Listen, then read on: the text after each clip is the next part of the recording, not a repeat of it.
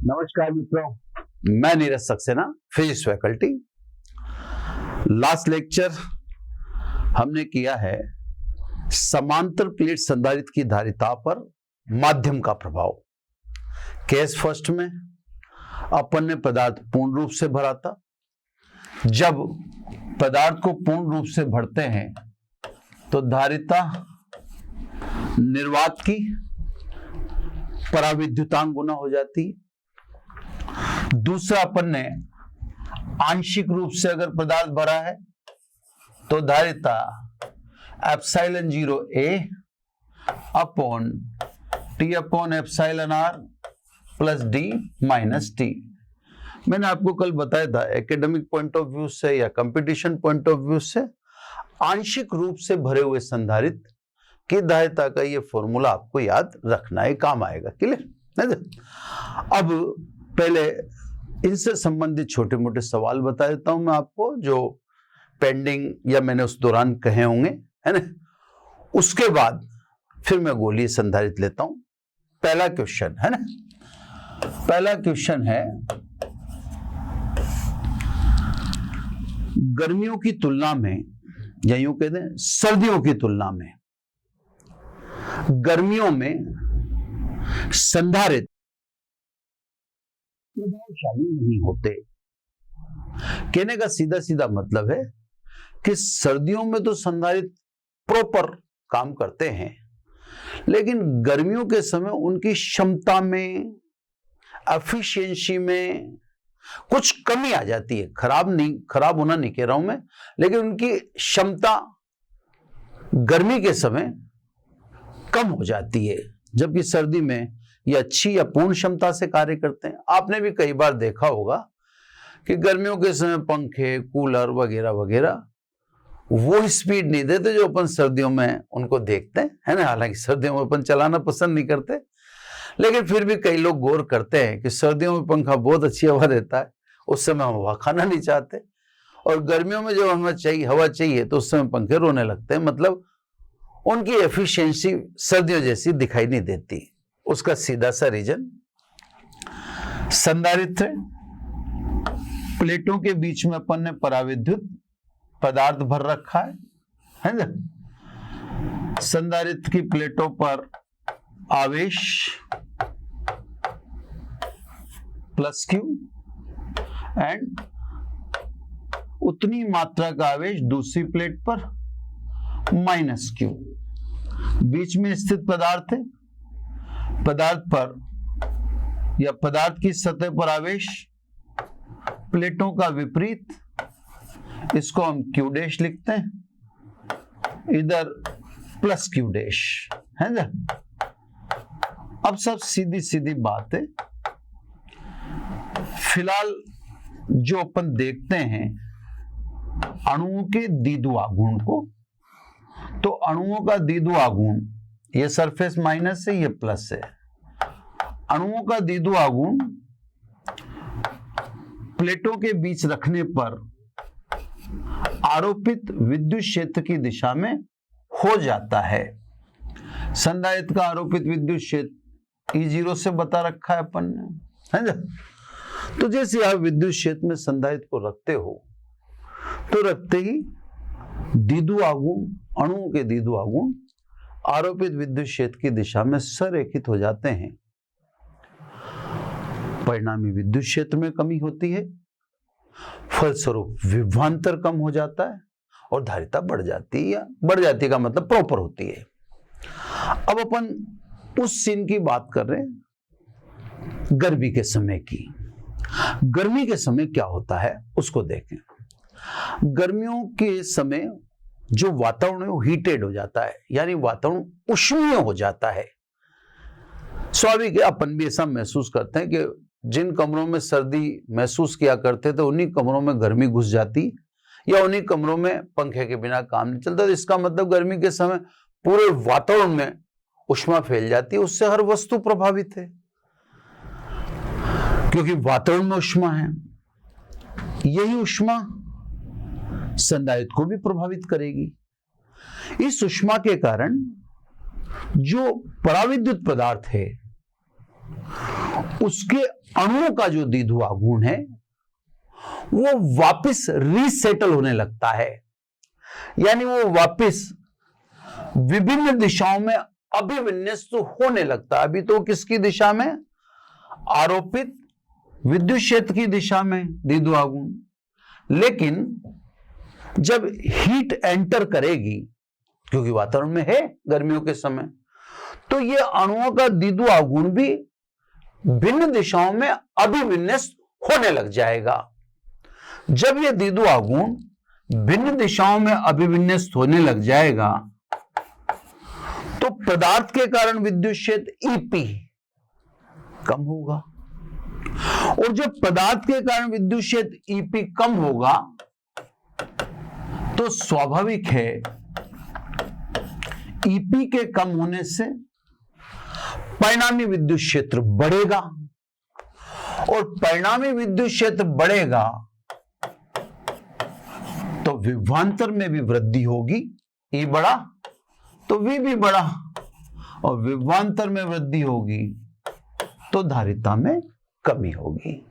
तो गर्मियों के समय संधारित्र की इफेक्टिवनेस, प्रभाव सर्दियों जैसा नहीं होता। ये क्वेश्चन के लिए। अब आ जाओ सब क्वेश्चन नंबर 2। ठीक है, अगला क्वेश्चन मैंने आपसे कहा था, जो आपको यहां दिख भी रहा होगा या दिखा भी दिया मैंने, है ना। नेक्स्ट क्वेश्चन में अपन ने कहा था कि जो पदार्थ है उस पर प्रेरित आवेश Q डैश प्लेटों पर आवेश Q के बराबर नहीं होता है ना। क्यों नहीं होता है सब, इसको भी प्रूव करके दिखा। तो अपन ये बताने जा रहे हैं कि पदार्थ युक्त संधारित्र में पदार्थ पर प्रेरित आवेश Q डैश संधारित्र की प्लेटों पर आवेश Q की तुलना में कम होता है। ऐसा कैसे? तो सब जैसा मैंने चित्र बता रखा है कि मान लीजिए प्लेटों पर आवेश कैपिटल Q है और पदार्थ पर प्रेरित आवेश Q डैश है। संधारित्र तथा पदार्थ दोनों के कारण निर्वात में विद्युत क्षेत्र, निर्वात में विद्युत क्षेत्र, क्लियर सर?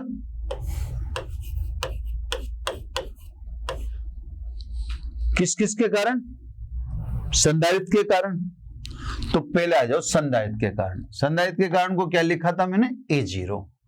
तो संधारित्र के कारण निर्वात में विद्युत क्षेत्र सिग्मा अपॉन एप्सिलॉन 0। सिग्मा का मतलब Q upon A, epsilon 0 AGTH। ठीक है साहब। पदार्थ पर प्रेरित आवेश Q डैश है, उसके कारण विद्युत क्षेत्र को क्या कहा था अपन ने? EP।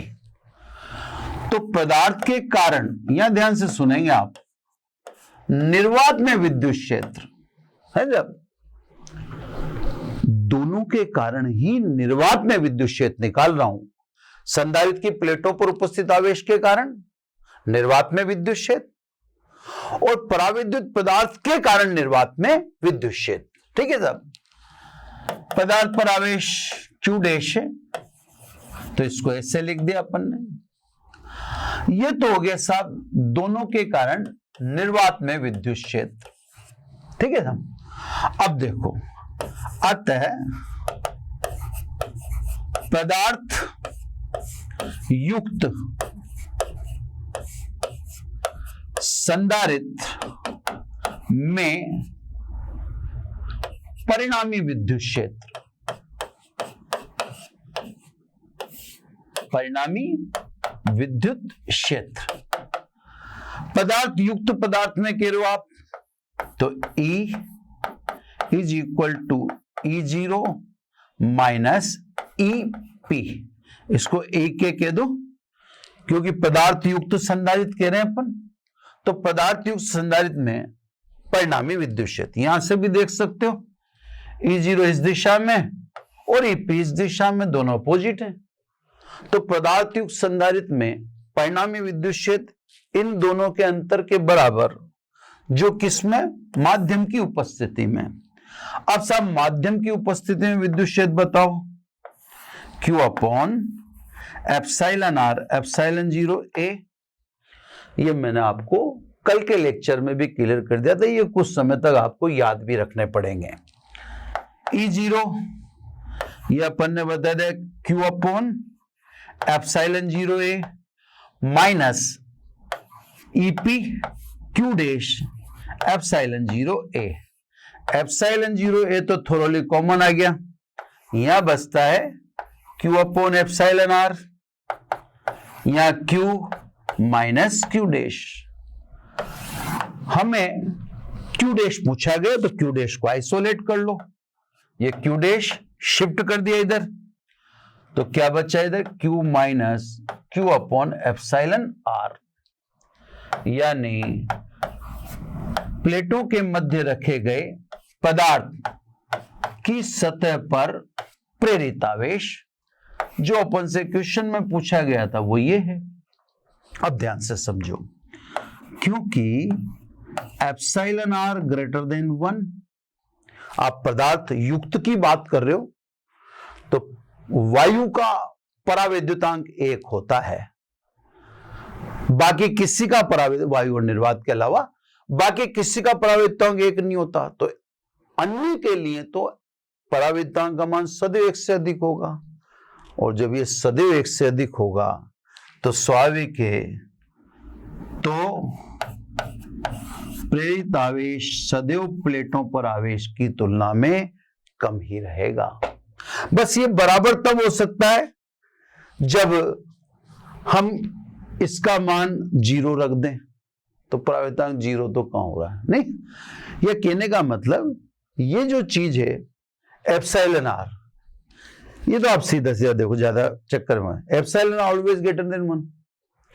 जब ये ऑलवेज ग्रेटर देन 1 है तो Q dash always less than Q, यानी सीधी सीधी बात है, पदार्थ पर प्रेरित आवेश प्लेटों पर उपस्थित आवेश से कम होगा।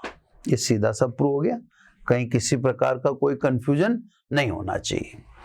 अब एक सवाल और, फिर उसके बाद अपन गोलीय संधारित्र की ओर जाएंगे। वो कुछ सवाल ऐसे होते हैं जो क्यों करवा लेने चाहिए। तो आंशिक रूप से भरे पदार्थ युक्त संधारित्र की धारिता, इससे रिलेटेड क्वेश्चन करा देता हूं, फिर अगला संधारित्र लेंगे और अगले टॉपिक्स लेंगे। क्लियर? ये 2 क्वेश्चन क्लियर हो गए, गर्मी सर्दी वाली बात और ये प्रेरित आवेश वाली बात है ना। अब अगली बात करते हैं, पहले क्वेश्चन यहां बोल देते हैं, फिर अपन पेज चेंज कर लेंगे और इसका यूज देखेंगे। संधारित्र की प्लेटों का क्षेत्रफल कैपिटल A है, मध्य दूरी स्मॉल d है, दिया गया आवेश तो अपन Q ही रखते हैं उसके जगह, है ना। प्रारंभ का मतलब निर्वात में, क्योंकि मैं पदार्थ की बात ही नहीं कर रहा। प्रारंभ में इसकी कोई धारिता रही होगी, वो अपन लिखेंगे। अब हमें क्या करना है उसकी बात को समझें। तो ये तो क्लियर हो गया कि प्रारंभ में निर्वात है ना। अब ये कहता है कि प्लेटों के मध्य 3 मिमी मोटाई का कोई परावैद्युत पदार्थ भर देते हैं तथा विभवांतर को पहले जितना बनाए रखने के लिए प्लेटों के बीच की दूरी 2.4 यानी 2.4 मिमी बढ़ा दी जाती है। तो बताइए प्लेटों के बीच रखे पदार्थ का परावैद्युतांक क्या होगा। ठीक है साहब, अब ध्यान से समझिए, है ना। इस क्वेश्चन को अपन अब सोल्व करते हैं। ठीक, पेज ले लेते हैं नेक्स्ट, है ना। नेक्स्ट पेज लेके उस पे लेते हैं। अब मैं आपको यहां पे समझा के और वापस रिपीट भी कर दूंगा सवाल, है ना। ये कह रहा है प्रारंभ में, है ना, प्रारंभ में तो किसी प्रकार का कोई पदार्थ वगैरह आपने नहीं भरा है, तो संधारित्र की धारिता निर्वात में निकालेंगे, है ना। तो प्रारंभ में निर्वात में संधारित्र की धारिता, है ना। पदार्थ तो बाद में भरा जाता है। धारिता इसको C1 लिख देता हूं मैं।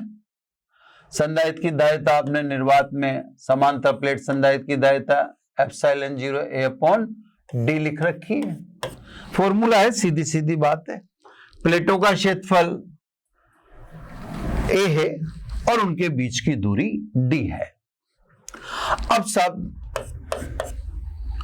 आप 3 मिमी मोटाई का पदार्थ प्लेटों के बीच भरते हो, भर दे सब।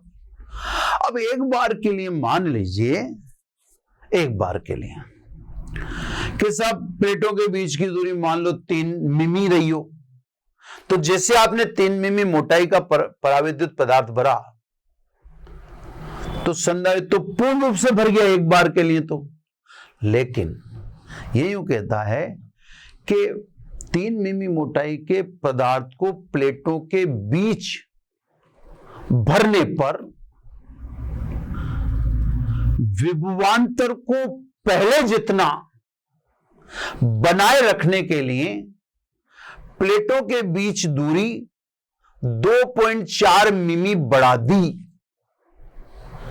अगर मान लो पदार्थ फुल भी भर गया था तो रखने के बाद दूरी कितनी बढ़ा दी? 2.4 मिमी। तो इसका मतलब जो नेक्स्ट ये बोल रहा है उसमें पदार्थ आंशिक रूप से भरा है, पूर्ण रूप से नहीं है ना। तो सब अब अपन देखें तो अब प्लेटों के मध्य दूरी है ना कितनी? डी तो पहले थी, अब आपने कितनी और बढ़ा दी? 2.4 मिमी बढ़ा दी। तो अब सेकंड सिचुएशन में जो हम बात करने जा रहे हैं, पदार्थ युक्त संधारित्र थे, पहले दूरी डी थी, अब डी प्लस कितनी होगी? 2.4। ठीक है साहब, दूरी इतनी बढ़ा दी, तो पहले डी मान रखी थी, अब डी प्लस 2.4। पदार्थ यहां पर आंशिक रूप से भरा क्योंकि पदार्थ रखने के बाद आपने दूरी बढ़ाई है ना। क्योंकि पदार्थ आंशिक रूप से भरा है, आंशिक रूप से भरा है, इसलिए संधारित्र की धारिता, आप समझ गए बात को, है ना। इसको मैं लिख देता हूं C2। अब आंशिक रूप से भरा है ε0 A, फॉर्मूला T/ε/r, T तो हमारे पास है ही सही, है ना, प्लस डी की जगह क्या लिखना पड़ेगा? प्लेटों के मध्य दूरी 2.4 मिमी बढ़ा दी, पहले डी थी, तो अब कितनी होगी? D plus 2.4 minus small T. Clear साहब? यह आंशिक रूप से भरे संधारित्र की धारिता, कारण मैंने समझा ही दिया। अब ये कह रहा है ये दूरी क्यों बढ़ाई? ताकि विभवांतर पहले जितना ही बना रहे।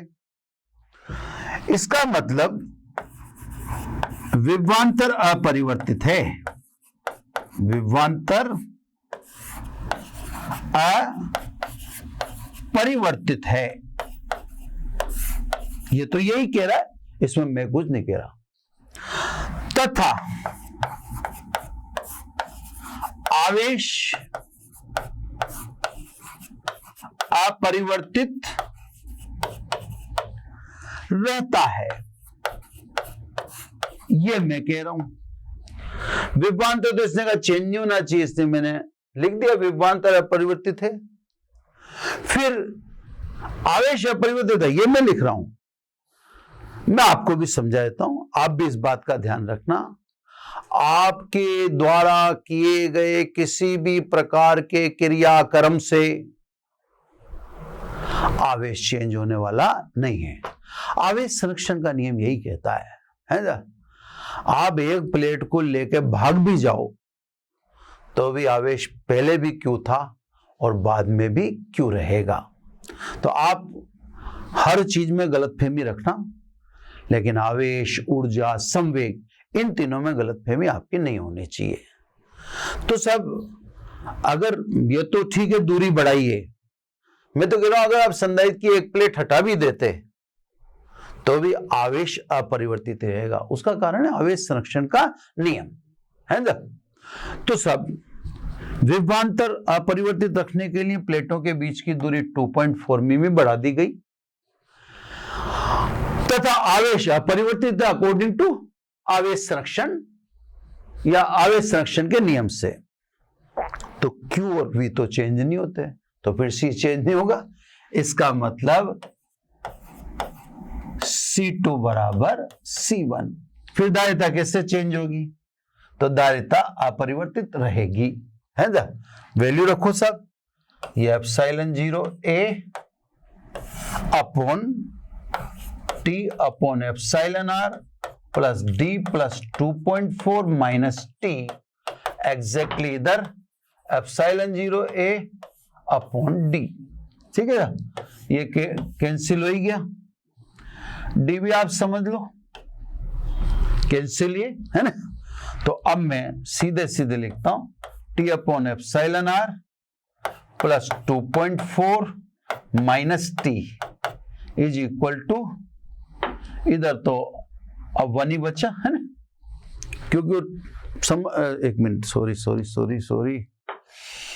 वो तो 0 रहा ना, क्योंकि D कटा नहीं है ना? D कटा नहीं है बल्कि लेस हुआ। जैसे ये बचता तो D उधर भेजते तो लेस ही हुआ, ये 0। ठीक है सर, क्लियर हो ना? मैंने पहले D को कैंसिल करूंगा, D divided by D is equal to 1 होगा, लेकिन ये D डिवाइडेड बाई D नहीं है, D माइनस D है, तो D माइनस D तो 0 हुआ ना, है ना? ठीक है सर, तो ये T की वैल्यू रख दी अपन ने 3 मिमी epsilon R plus 2.4 and minus 3 is equal to 0। अपन से रखे गए पदार्थ का पराविद्युतांक पूछा है ना? यानी 3 अपॉन एप्सिलॉन R, और ये माइनस का 0.6 होगा, मैंने उधर शिफ्ट कर दिया तो ये उधर जाके प्लस का 0.6 हो गया, यानी epsilon R is equal to 3 upon 0.6, यानी सीधा 30 अपॉन 6। तो रखे गए पदार्थ का पराविद्युतांक कितना हो? 5, है ना? तो साहब ये आंशिक रूप से भरे संधारित्र की धारिता का था, जो हाथों हाथ एक सवाल ले लिया अपन ने, आगे फिर देखेंगे अपन, लेकिन फिलहाल वो उसको इमीडिएट लेना था। प्रेरित आवेश का बता ही दिया, पदार्थ पर प्रेरित आवेश, है ना? ये पदार्थ पर प्रेरित आवेश का करवा दिया है, ये सारा डिटेल आ गया। अब अपन अगला संधारित्र जो है वो पढ़ते हैं। अब अगला संधारित्र गोलीय या गोलाकार संधारित्र है ना? वहां भी अपना मुख्य काम धारिता निकालने का रहेगा, है ना? फिर उससे रिलेटेड क्वेश्चन करेंगे। चलो सब ये बात क्लियर होगी पूरी, है ना? अब नेक्स्ट चलते हैं अपन। अब आ जाओ सब, गोलीय या गोलाकार संधारित्र। ठीक है साहब, पहले छोटा मोटा उल्लेख बनावट आदि इत्यादि से कर दे अपन, है ना? गोलीय संधारित्र, तो संधारित्र कोई सा भी हो, आपको बता दिया जा चुका है कि संधारित्र 2 सरफेस से क्रिएट होता है।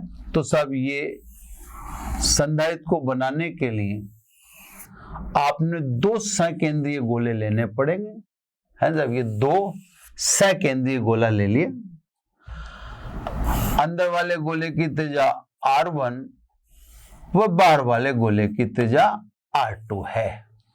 मतलब एक बात तो यहां पर क्लियर है कि R2 ग्रेटर देन R1 है ना। अंदर वाले गोले को आप A नाम दे दो, बाहर वाले गोले को आप B नाम दे दो। नाम से तो कोई ऐसा खास महत्व नहीं रखता। हाँ, ये जरूर ध्यान रखिए कि अंदर वाला गोला ठोस ले सकते हैं, खोखला भी ले सकते हैं, है ना। बाहर वाले गोले के लिए ये चॉइस नहीं है, ये चॉइस केवल अंदर वाले गोले के लिए ही है कि आप गोला ए जो इनर है उसको आप चाहें तो आप उसे ठोस भी ले सकते थे, खोखला भी ले सकते हो। बाहर वाला गोला तो खोखला ही लेना पड़ेगा क्योंकि उसको अंदर गोला ए रखना है।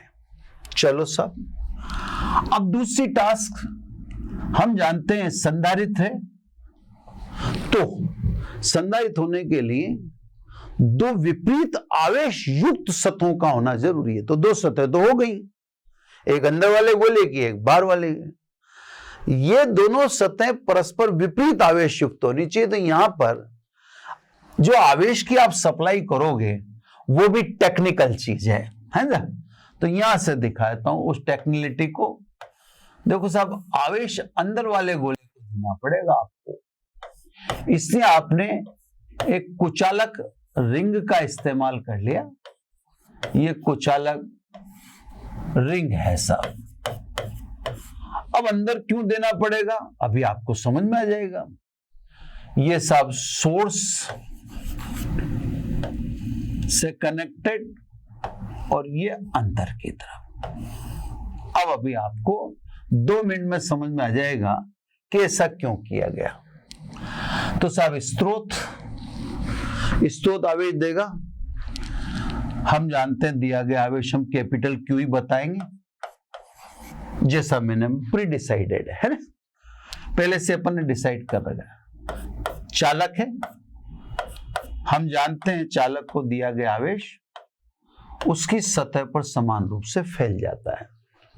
दे दिया सप्लाई आपने, दिया गया आवेश हर जगह क्यों ही रहेगा, उसके बारे में आप निश्चित रहिएगा। अब उतनी ही मात्रा का ऋण आवेश अंदर वाले गोले की सतह पर प्रेरित हो जाता है। ये सब सेम वो की वही क्वांटिटी अंदर वाले गोले पे क्रिएट हो जाती है। बाहर की तरफ उतना ही धनावेश मुक्त होता बाहर की तरफ, क्योंकि इलेक्ट्रॉन अंदर की तरफ अगर गए तो बाहर इलेक्ट्रॉन डिफिशिएंट सरफेस होगी, यानी बाहर की सतह इलेक्ट्रॉन की कमी है, बाहर की सतह पर इलेक्ट्रॉन की कमी है। इलेक्ट्रॉन की कमी को हम धनावेश कहते हैं। इसलिए हम क्या करते हैं, इस बाह्य सरफेस को अर्थिंग कर देते हैं।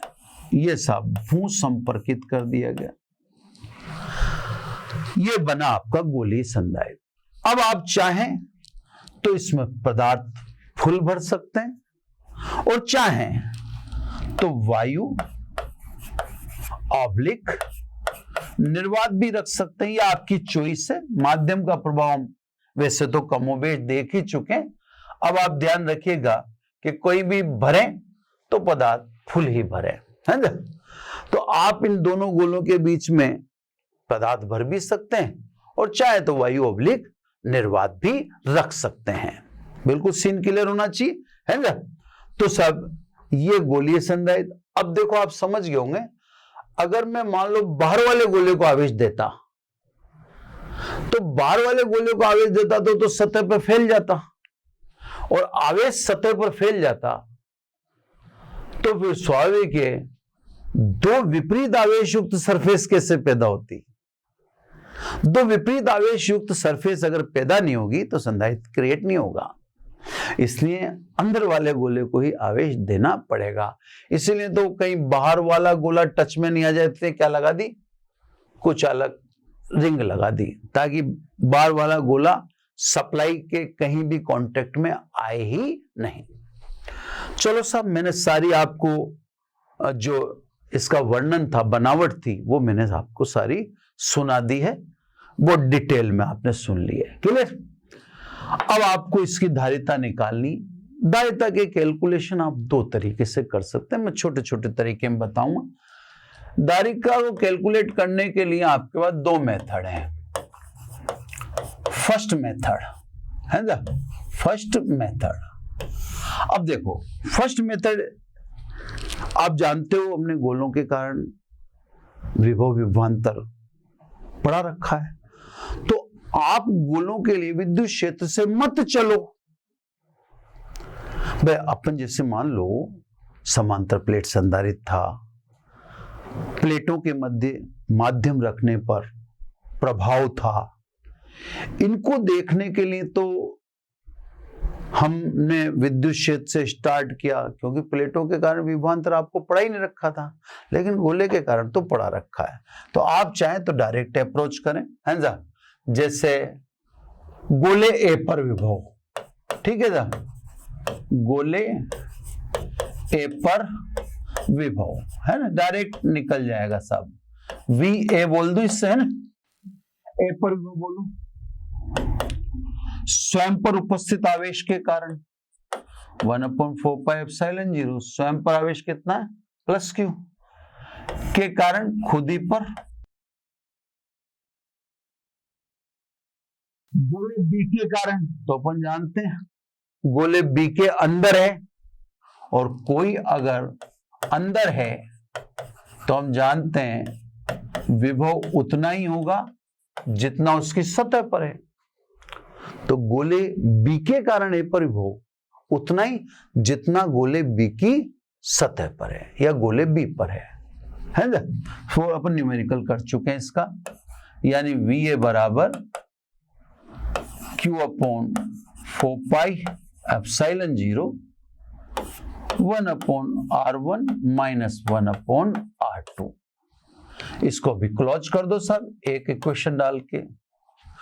अब आ जाओ गोले बी पर विभव, ठीक है ना, वी बी। गोले बी पर विभव सीधा सीधा दिख रहा होगा आपको। गोला बी अर्थिंग है, ये देखो सर, कांटेक्ट विद अर्थ, ठीक है ना। तो गोला भी अर्थिंग है, जो अर्थिंग है तो उसके बारे में अपन पहले ही कह चुके हैं, जो अर्थ के संपर्क में आ गया उसका विभव अर्थ के बराबर यानी 0 होगा। तो सब रीजन भू संपर्कित है, भू संपर्कित है, ठीक है ना। ये आ गया सब वी ए और वी बी। बस धारिता निकाल लो किसकी प्रेजेंस में, वायु ऑब्लिक निर्वात की प्रेजेंस में। तो सब अतः गोली संधारित्र की धारिता बस डायरेक्ट निकल जाएगी। निर्वात में निकाल रहे, C0 लिख दो चाहो तो, दिया गया आवेश बटा सरफेस के मध्य विभव का अंतर या विभवांतर आएगा, क्योंकि दो सरफेस होती है।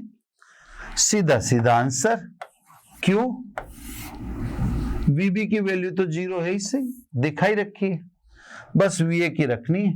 रखो सब वी ए की, Q/4πε0 है ना। R1 R2 एलसीएम ले दूं, R1 R2 ये एलसीएम ले लिया तो R2 - R1। ये बीबी को अपन देखने का जहमत ही नहीं उठा रहे क्योंकि वो 0 है। Q कैंसिल बाय Q, तो सब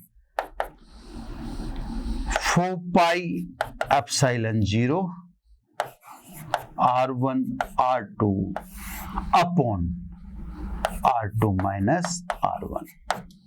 ये लो सब, ये गोलाकार संधारित्र की धारिता है जब सिंपल। ये एक मेथड है, शॉर्ट इसलिए हो गया क्योंकि आप डायरेक्ट गोलों के कारण क्या जानते हैं, विभव जानते हैं। जब डायरेक्ट हम विभव जानते हैं तो हम ऐसे निकाल देंगे, कोई गलत तो है ही नहीं। अब ठीक है, एक आपको मेथड और बता रखा है ना, उस पे आ जाते हैं। आपको इन दोनों गोलों के बीच विभव का अंतर निकालना है, तो आप बेसिक फॉर्मूला पे आ जाइए। चलो ऐसे कर लो, है ना। अब आ जाए मेथड सेकेंड, है ना। गोलों के मध्य विभवांतर, है ना, ये विभवांतर है ना। चालक में विभव की वृद्धि लेते हैं, है ना। मैं हालांकि एक बार छोटा सा बता देता हूं आपको, हो सकता है मैं बोल नहीं पाया हूं। चालक की धारिता का फॉर्मूला था, चालक को दिया गया आवेश वो उसके विभव में वृद्धि के अनुपात को चालक की धारिता कहते हैं। संधारित्र की धारिता के फॉर्मूले में थोड़ा सा परिवर्तन है, वो सुना रहा हूं। संधारित्र को दिया गया आवेश वह प्लेटों के मध्य विभव के अंतर के अनुपात को संधारित्र की धारिता कहते हैं। तो दो प्लेटें हो जाती तो विभव का अंतर, और सिंगल चालक है तो अपन यूं कहते हैं दिया गया आवेश वो विभव में वृद्धि का अनुपात, है ना साहब। तो आपको कोई कंफ्यूजन नहीं होना चाहिए, मैंने इसलिए विभव का अंतर निकाल रहा हूं। ये भी अच्छा रहा कि जब मौका आया तभी मैंने बताया, पहले बताया तो हो सकता है याद नहीं रहता, तो अभी मौके पे बता दिया मैंने कि अगर आपको चालक की धारिता निकालनी है तो विभव में वृद्धि निकालना, और संधारित्र की धारिता निकालनी है तो सरफेस के मध्य विभव का अंतर निकालना। वही मैं करने जा रहा हूं। अब आपको भली भांति पता होगा विभव में अंतर का फॉर्मूला R2 से R1 E डॉट dr, ये इसी चैप्टर के शुरू में अपन ने बताया है ना। ये डायरेक्ट निकल गए साहब। अब वो चाहो तो आप VA माइनस VB लिख दो, जरूरी तो नहीं है कोई ऐसा। विभवांतर का है ये, लोअर लिमिट अनंत नहीं है। अगर ये निम्न सीमा अनंत होती, लोअर लिमिट अनंत होती तो आप समझ जाते विभव है, पर लोअर लिमिट R2 है, अनंत नहीं है, तो आपको समझ जाना चाहिए कि विभव का अंतर है R2 से R1। R1 से R2 मत लिखना, वो मैं छोटी छोटी चीजें आपको समझा देता हूं, है ना। कि R2 से R1, तो मैंने आपसे कहा ना हमेशा परिभाषा को अप्रोच करना पड़ता है।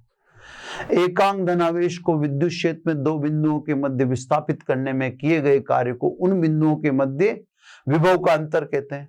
अब एकांक धनावेश को अंदर लाने में कार्य करना पड़ेगा ना, क्योंकि अंदर वाला गोला धनात्मक है, धन को धन के पास लाओगे तो वर्क करना पड़ेगा प्रतिकर्षण बल के विरुद्ध। इससे मैंने क्या बोला, R2 से R1। अगर R1 से R2 बोल दूंगा तो आपको कार्य करने की जरूरत थोड़ी है, फिर तो आकर्षण बल खुद कार्य करेगा। हमें कार्य करना है, उसको कहते हैं विभव का अंतर। तो सब हम तो R2 से R1 आवे, ठीक है। अब सब वापस आ जाए, E रखना है। अब देखो, क्योंकि E is equal to 1/4 pi epsilon 0, दिया गया आवेश Q R square R cap. अब आप कहेंगे ये R कहां से आ गया, तो साहब ये ध्यान रखना, ये स्मॉल r R1 से तो बड़ा है और R2 से छोटा है, यानी स्मॉल r जो मैं ले रहा हूं ये इस और इस गोले के बीच में ले रहा हूं कहीं ना कहीं, क्योंकि मैंने लिख दिया स्मॉल r1 जो है, स्मॉल r जो है R1 से बड़ा है और R2 से छोटा है। इसका मतलब जो स्मॉल r मैंने लिया वो दोनों गोलों के बीच है, क्योंकि मैं विभव का अंतर उनके बीच की बात कर रहा हूं, तो इसलिए मैंने यहां पे वो लिख दिया आपके सामने, ठीक है। अब आइए सब, है ना, रख दें वैल्यू। इसलिए विभव का अंतर, भले ये V की तरह लिख रहा हूं पर विभवांतर है, वो आप ये ध्यान रखना, मैं VA माइनस VB निकाल रहा हूं, है ना, नहीं तो बाद में आपको फिर लगे कि ये कांस्टेंट बाहर निकाल लो, तो Q/4 पाई एप्सिलॉन 0 बाहर निकाल लिया, R2 से R1 ये वैल्यू मैंने पुट कर दी है वहां पे। अब क्या बचता है, 1/r square R cap dot dr, ये रख दिया सब पूरा वैल्यू E का अपन ने ऊपर की तरफ, ठीक है, जिसमें से Q/4 पाई एप्सिलॉन 0 बाहर निकाल लिया, है ना। इसको ज्यादा लंबा लेने में कोई फायदा नहीं है, इसलिए 1/, इसका तो अपन जानते हैं dr होता है, इसको तो अपन हमेशा क्या लिखते आ रहे हैं, dr लिखते हैं, r कैप डॉट dr को 1/r² का समाकलन करो, तो 1/r² का मतलब r⁻², और इन दोनों का जो डॉट प्रोडक्ट है उसको इक्वल टू dr, तो अपने को इसका इंटीग्रेशन करना है, सीधा सीधा कर दो, तो r-2 + 1 अपॉन -2 + 1, निम्न सीमा r2, उच्च सीमा r1। इसको मिटा देता हूं मैंने, आप ये समझ ही होंगे। समाकलन पहले भी अपने सामने 2-3 बार या अपने सामने 2-3 बार अपन ने कर लिया है, इससे ज्यादा। -1 बाहर आ गया तो v = ये तो हो गया +4πε0। ये -1 बाहर दिख गया, इसलिए माइनस का चिन्ह हट गया, r की पावर रह गया -1। r की पावर -1 का मतलब 1/r, उच्च सीमा माइनस निम्न सीमा। यहीं इसको फाइनल कर देते हैं, q/4πε0, अपन ने ले लिया एलसीएम r1 r2, तो ये आ गया r2 - r1। ये सब डायरेक्ट विभवांतर निकल गया। विभवांतर का मतलब मैंने बता ही दिया, ये डायरेक्ट निकल गया VA - VB, ठीक है ना। तो आप चाहें तो इस फॉर्मूले का इस्तेमाल कर लें, चीज तो वो क्यों हुई है ना, चीज में कोई फर्क नहीं है ना। अतः धारिता, क्योंकि आप निर्वात लिए हो, तो C0 बराबर Q/विभवांतर, विभवांतर अपन ने निकाल लिया Q/4πε0 है ना, R2 - R1 upon R1 × R2, ठीक है।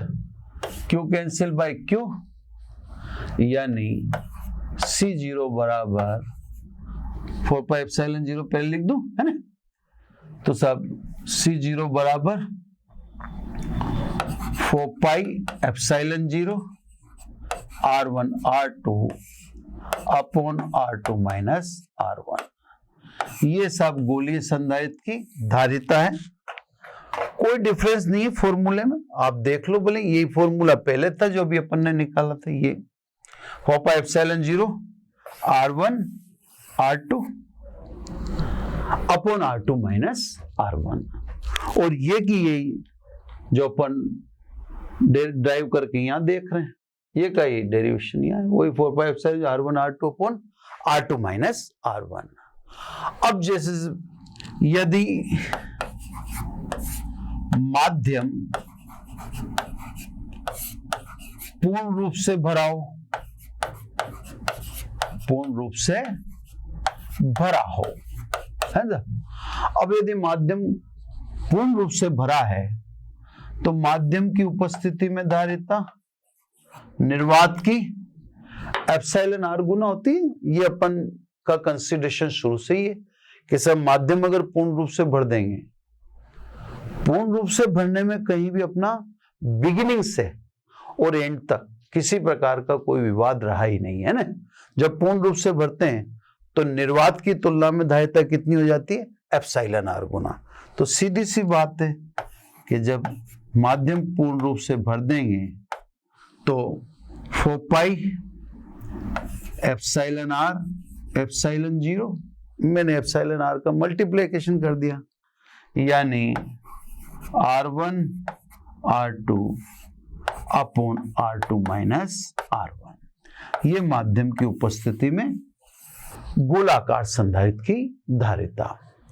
तो सब कुल मिला के अपन गोलीय चालक की धारिता निकाल चुके हैं। गोलीय चालक की धारिता एक अलग चीज है, C बराबर 4πε0 R। फिर अपन ने समांतर प्लेट संधारित्र की धारिता निकाल ली, C बराबर ε0 A अपॉन D। जो रिलेटेड पॉसिबल न्यूमेरिकल थे वो अभी लिए हैं, अभी पूरे नहीं लिए, हालांकि न्यूमेरिकल कोई बहुत बड़ी टास्क नहीं लेते रहेंगे, बीच बीच में टॉपिक के साथ साथ डालते रहेंगे, है ना। फिर समांतर प्लेट संधारित्र की धारिता पर माध्यम का प्रभाव, वो अपन ने case first, case second, case third से बता ही दिया। आज हमने थोड़ा बहुत स्टार्टिंग में न्यूमेरिकल लिए, फिर एक गोलाकार या गोलीय संधारित्र। गोलीय चालक अलग चीज है, गोलीय संधारित्र अलग चीज है। एक सवाल के जरिए मैं आपको यह स्पष्ट कर दूंगा कि गोलीय चालक और गोलीय संधारित्र, इसमें ध्यान रहे, वो मैं आपको नेक्स्ट लेक्चर में करके दूंगा, है ना। अगले लेक्चर में सबसे पहले ही मैं ये आपको अटेंशन एक न्यूमेरिकल से समझा दूंगा कि गोलीय चालक और गोलीय संधारित्र में अंतर है। आज इतना ही। Thank you very much. आशा करता हूं हमारे टॉप एजुकेटर का यह लेक्चर आपको पसंद आया होगा। अगर पसंद आया है तो वीडियो को लाइक करिए, चैनल को सब्सक्राइब करिए और शेयर भी करिए, क्योंकि ज्ञान बांटने से बढ़ता है और सही बताऊं तो पुण्य भी मिलता है। मुझे सुनने के लिए बहुत बहुत धन्यवाद। Thank you.